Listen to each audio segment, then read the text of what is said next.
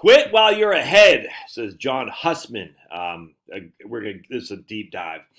What a wonderful article. It actually took me aback that I was able to, it took me aback. I was like, whoa, I never thought about it like this. So let's dive into this. This is from advisor perspectives at Husband Funds.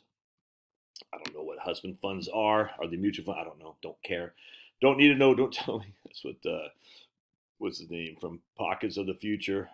Apocalypse now, he says. What's his name? Rob, I think. He's go, don't know, don't need to know, don't tell me.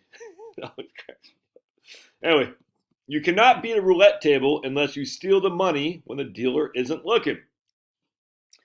We're not going to read the whole thing. I'm just going to give you some tidbits, but we're going to premise it by his first paragraph, which is incredibly interesting. The expected return from a roulette spin is negative 5.26%. An operation that has a negative expected return is not an investment. It's not even intelligent speculation. It's a gamble. Of course, you might get lucky, but on average, you won't. But if you insist on playing on anyway, the useful resort is to quit while you're ahead, because that's what all the best gamblers do. And then John goes on to say, why are you taking a market risk? Why are you taking a market risk? I want to be very clear here. You invest. Why? Why are you investing? Market risk you're taking. Why? And now here is the issue. We got younger folks, middle folks, and older folks. I'm probably 10 years from retirement, my friends. So I'm at that stage. I'm like, I'm taking a market risk. I'm 51 because in 10 years, I expect my returns will be better. I've made more money in the market than I would if I didn't invest. That's why I'm taking the market risk. I expect that. We're going to dive into why I expect that in just a second. On the other hand, if you've already retired, why are you taking the market risk? To get returns, to grow your money? And then you got to say, why? Why do we need to grow our money? And if we're saying because high inflation, then you say, well, do market risk, will that supplant the high inflation? Supplant, whatever the word is, I don't know. So I'm going to take market risk to beat inflation. Is that true? Will the market risk I accept help me overcome inflation? I don't know. I don't think so. But anyway, let's keep going. Whether you're investing for yourself or other people, you're responsible for answering the question, why are we taking market risk? The natural answer is that you expect positive and adequate investment returns to compensate for the risk you're taking. Again, why are you taking the risk? Why? Well, I am taking the risk because I think I'm going to need a higher return in the future over the next 10 years. So when I retire, I have more money. That's it. If I just retired, do I need more money 10 years from now? Right? And if so, what's the market risk I'm assuming for that more money, quote unquote? Right. The next question is then, what basis do you expect that investment return, and what basis do you believe is adequate in proportion to the risk you're taking? Graham and David Dodd said, an investment is buying a security at a valuation that is associated with a reasonable expectation of acceptable long-term returns, based on careful analysis of the relationship between the current price and the cash flows of the business. As Graham observed, the habit of relating what is paid to what is being offered is an invaluable trait in investment. Speculation, on the other hand, involves buying security simply on the expectation that the price will advance.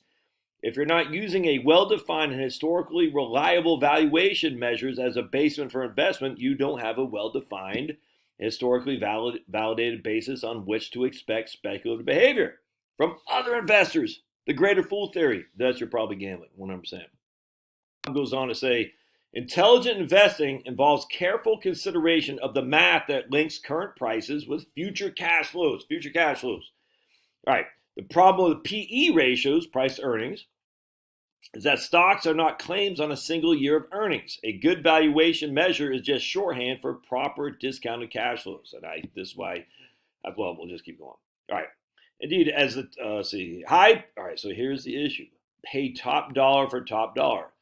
High price to earning multiple on earnings that rely on elevated profit margins. Once a high PE and a high profit margin are embedded in price, both have to be sustained indefinitely in order for prices to avoid very strong headwinds. All right,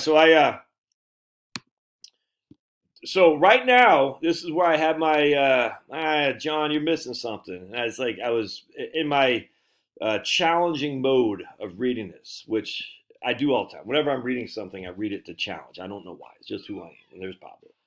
And I like that. But I'm in my challenging mode. All right.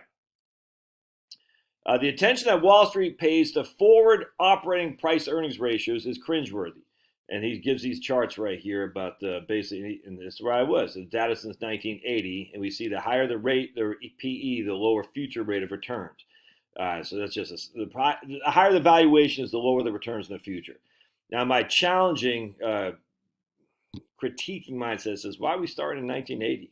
Because look, I've been following the climate change fakery for years and years and years, and they always start in 1979. Why? Because that was the lowest part of the global cooling scare from the 60s and 70s. They always start in 1979. It's nuts. And I said, well, it's Husband starting in 1980. I mean, I didn't get that, because in the 1970s, the whole, anyway, that's fine. The point being is, that was my initial reaction. Started in 1980 because the PE ratios were so low.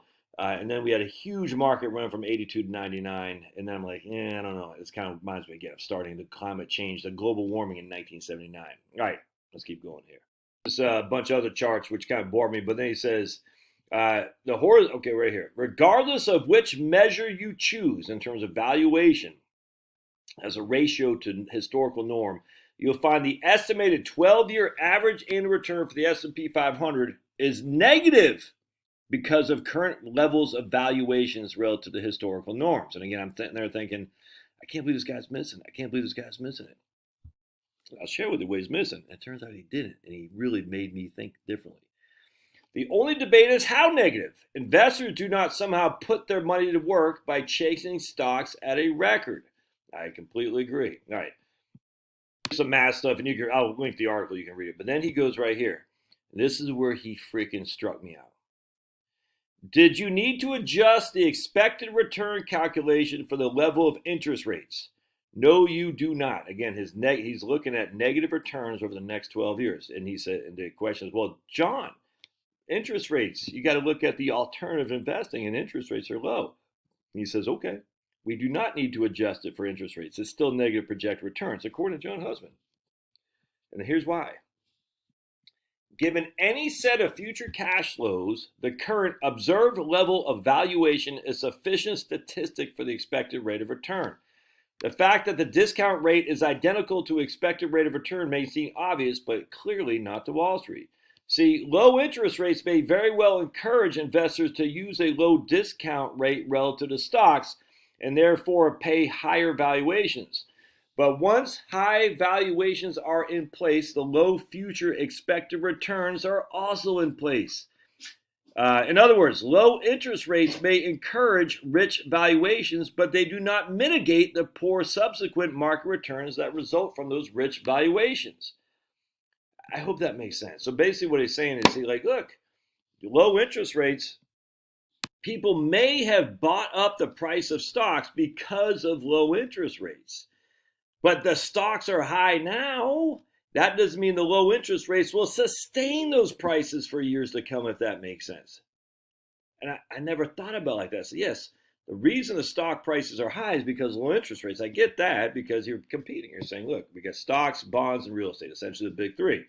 If real estate's high, bonds are high, and stocks are lower, people buy up stocks. If real estate's high, stocks are high, and bonds are lower, people buy up bonds. Except they expect the future returns of stocks to be higher. It's called the equity premium. And then you're like, what's that based on? Well, they're based on, we expect the bonds to continue to be elevated. But then you got to say, but that's not what's happening, man. The rates are being raised right now. Now, I think that's freaking bad. I think it's stupid. But don't fight the Fed. So we have high elevation of stocks because of the low interest rates. If interest rates go up, what does that inherently mean? It means you should quit while you're ahead. So I'm not going to read the rest of the article, but because I have never thought about it like that. I always thought, well, low interest rates lead to high valuations. Yes, but we're investing for the future, for the future growth of the portfolio. Why are we taking market risk? All right, so let's go back to what I believe is going to happen in the markets. And I get this on the Vanguard stuff, the capital models market.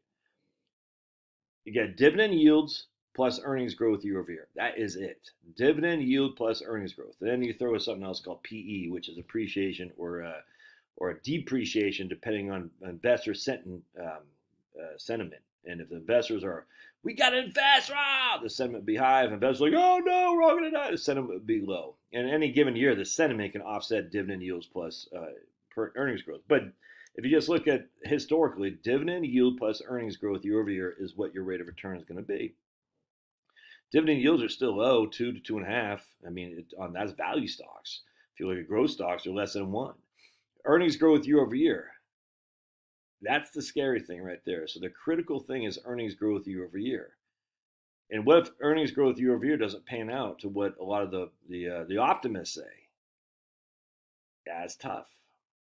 What happens to dividend yields when the companies have more money they have to pay for the cost of goods? They're less profitable, either a higher payout ratio on the dividend, or they're going to have to take debt to pay the dividend. Either way, that's going to be potentially a dividend cut. Anyway, something like this makes something like the Wellesley Fund look so much better, man, because you're sitting there thinking, okay, while bonds will get crushed on the short end, and they've already down 9%, so I think the crushing is kind of behind us. But while bonds could get reduced in the short term, the higher interest rates mean it's going to be tougher for stocks to compete because alternative investments look more attractive because bonds are down and they're giving you a guaranteed income, especially government bonds, where stocks are not. In fact, the stock's price of goods, cost of goods sold, COGS, is going up pretty significantly. If they don't have the positive cash flow, how are they going to pay the dividend? And that's if even they pay the dividend. So if the earnings start declining because higher prices, higher labor, which is the most expensive for a business to operate, and earnings start to decline, harder to ship products across the world, free cash flow is not going to be used for the dividend payout. Free cash flow isn't used for the dividend payout, or they use more of the free cash flow to use for the dividend payout. That's not a sign of increasing dividends. And I could be wrong. I'm just saying, if you've won the game, quit. I.e., if you just retired, it's time to freaking lock in some games, man. Now, again, if you're 10 years out, 20 years out, just keep plugging. There's nothing to do differently. But if you're right there on the cusp, man, quit while you're getting ahead. I'm telling you. The Wellesley Fund just is a great place to be, in my opinion. All right. Love your thoughts. We'll see you.